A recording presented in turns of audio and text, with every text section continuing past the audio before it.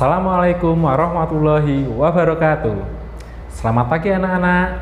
Bagaimana kabar anak-anak hari ini? Nah, semoga dalam keadaan sehat dan bahagia ya. Hari ini anak-anak akan belajar bersama Pak Tri. Kita akan belajar tentang tema 2, menyayangi tumbuhan dan hewan. Subtema 1, manfaat tumbuhan bagi kehidupan manusia. Pembelajaran 1. Tujuan pembelajaran kita kali ini, yang pertama, dengan memperhatikan tanda baca, siswa dapat membaca dongeng dengan lafal, intonasi, dan ekspresi yang tepat. Yang kedua, dengan menjawab pertanyaan, siswa dapat mengidentifikasi informasi isi dongeng yang didengar dengan tepat. Yang ketiga, dengan mengamati penjelasan guru, siswa dapat menggunakan sifat pertukaran pada penjumlahan untuk menyelesaikan masalah dengan tepat. Yang keempat, dengan mengamati penjelasan guru, siswa dapat mengidentifikasi bentuk pola irama sederhana dengan bernyanyi dengan tepat. Anak-anak, tentu kalian sering menjumpai tumbuhan di sekeliling kalian. Nah, Tuhan menciptakan beragam jenis tumbuhan. Tumbuhan bermanfaat bagi kehidupan manusia dan juga hewan. Manfaat tumbuhan diantaranya sebagai sumber makanan, bahan baku industri, peralatan rumah tangga, bahan pakaian, pewarna alami, dan juga bahan untuk kesehatan. Tentu anak-anak tahu ya, apa itu dongeng? Ya, betul sekali. Dongeng merupakan prosa lama yang mengandung ajaran kebaikan. Dongeng biasanya ditujukan untuk anak-anak. Biasanya berisi tentang kebaikan melawan kejahatan. Dongeng merupakan cerita yang tidak benar-benar terjadi. Nah, anak-anak, saat membaca dongeng, ada hal-hal yang perlu anak-anak perhatikan. Yang pertama ialah lafal. Anak-anak harus mengucapkan kata dengan tepat. Kemudian, penggunaan frasa juga harus tepat ya. Yang kedua, yang harus diperhatikan anak-anak ialah intonasi suara. Kalimat yang diakhiri dengan tanda titik, intonasi suaranya datar. Kemudian, kalimat yang diakhiri dengan tanda tanya, intonasi suaranya menurun. Kalimat yang diakhiri dengan tanda seru, intonasi suaranya agak naik. Yang ketiga ialah ekspresi. Siswa membaca dongeng dengan penuh perasaan. Yang keempat ialah tanda baca. Jika saat membaca bertemu tanda koma, maka pembaca berhenti membaca sebentar, lalu dilanjutkan kembali. Jika saat membaca bertemu tanda titik, maka pembaca berhenti membaca, kemudian pembaca memulai membaca kalimat berikutnya. Yang kelima ialah suara lantang dan dapat didengar oleh orang lain dengan jelas.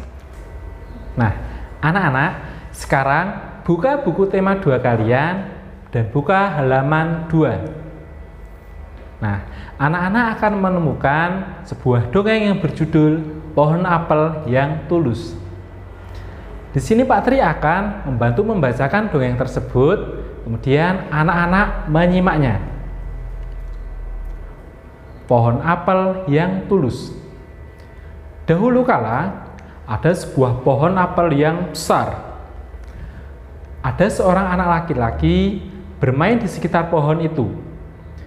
Dia sangat menyayangi pohon itu. Pohon itu juga senang bermain bersamanya. Waktu berlalu, anak laki-laki itu tumbuh dewasa.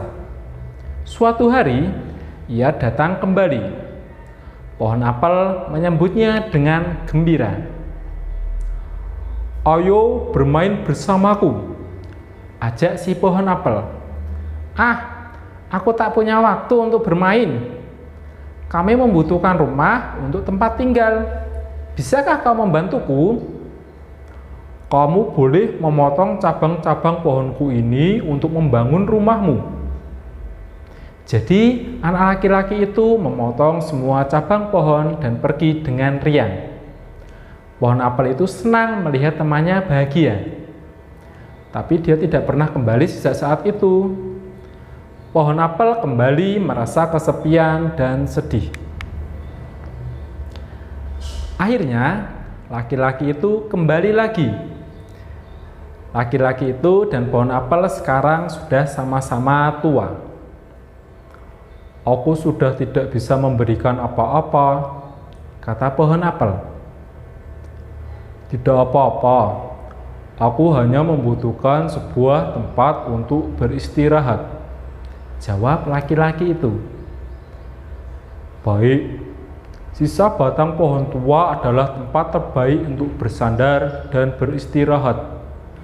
Duduklah sini bersamaku dan beristirahatlah, kata pohon apel. Laki-laki itu pun duduk bersandarkan pada batang pohon yang masih tersisa. Pohon apel pun menangis bahagia. Akhirnya mereka bersama lagi. Anak-anak, selama anak-anak belajar di rumah, tentu pernah membantu orang tua membersihkan rumah. Seperti halnya Dayu. Dia juga membantu menyapu halaman. Setelah menyapu halaman, Dayu mengumpulkan daun-daun kering. Dayu mengambil beberapa helai daun kering, lalu meletakkannya di sebuah kotak. Ia mengambil lagi beberapa helai daun kering dan meletakkannya pada kotak yang lain. Di kotak yang pertama, ada 35 helai daun kering. Dan di kotak yang kedua, ada 15 helai daun kering.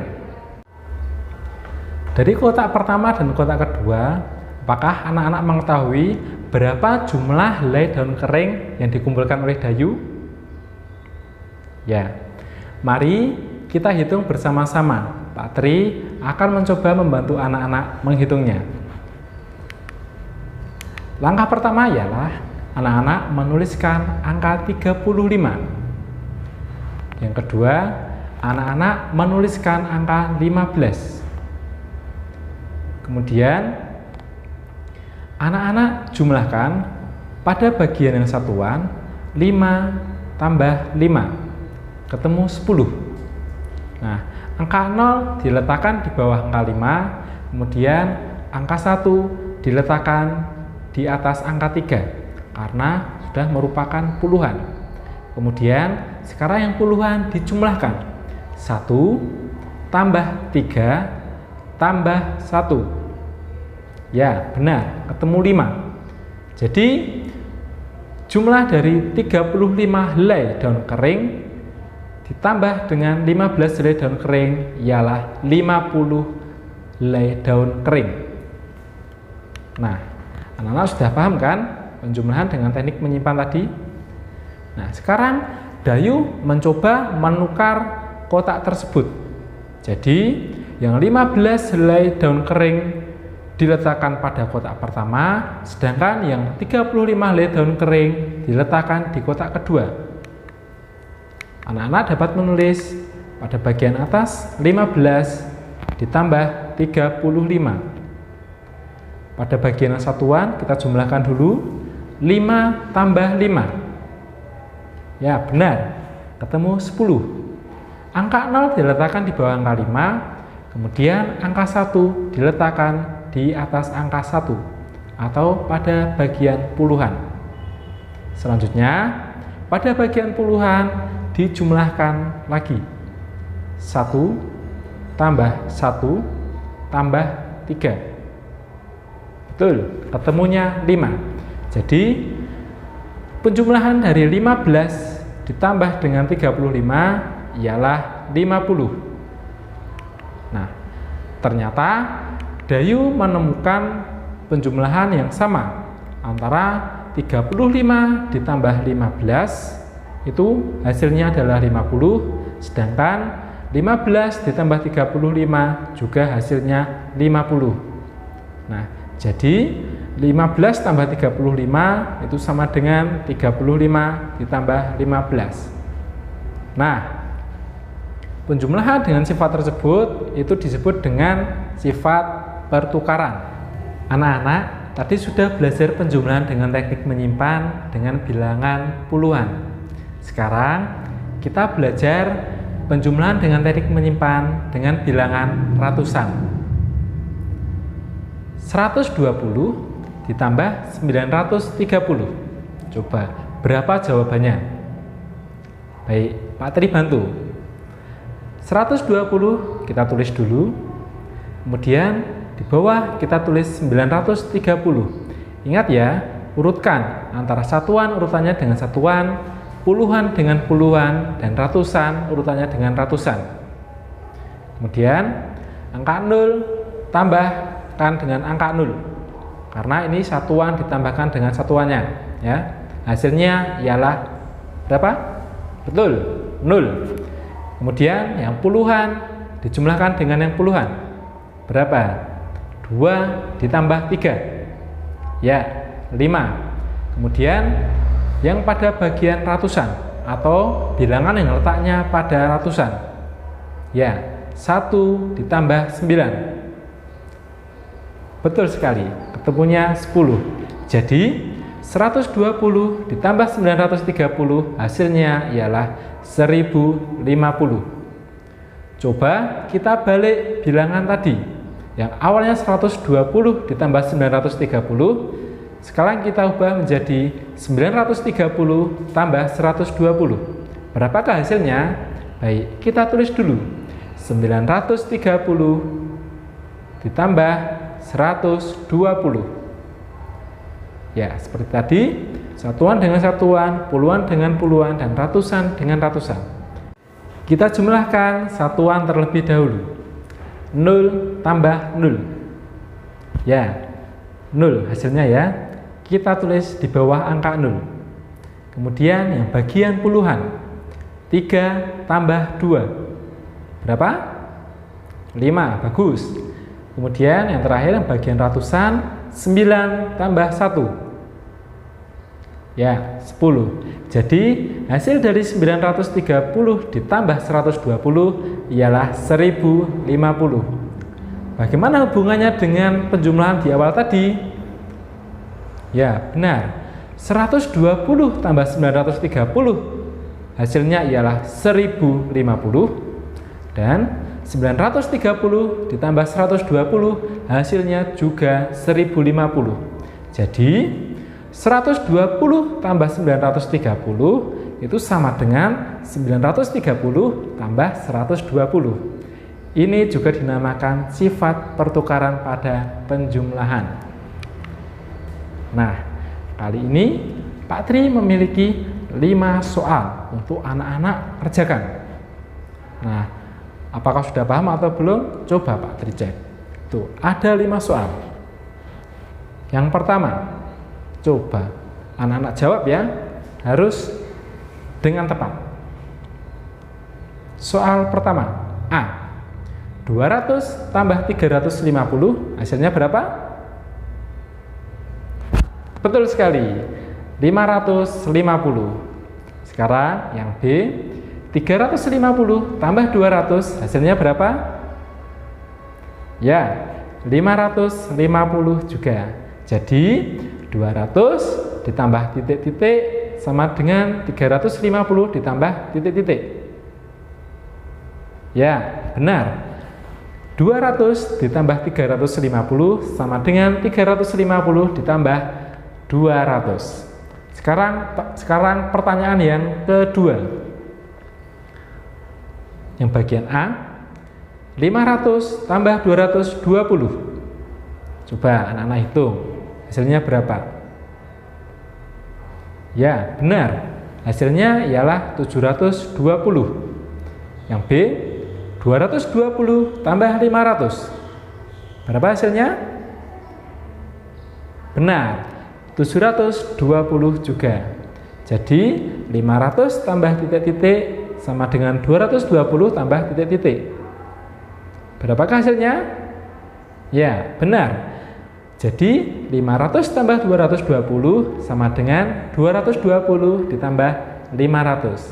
Pertanyaan ketiga. Wah, sudah sampai pertanyaan ketiga ya. Harus lebih cepat menghitungnya. Bagian A. 470 ditambah 510. Berapa hasilnya?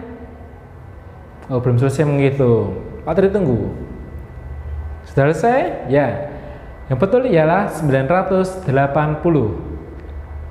Pertanyaan yang B.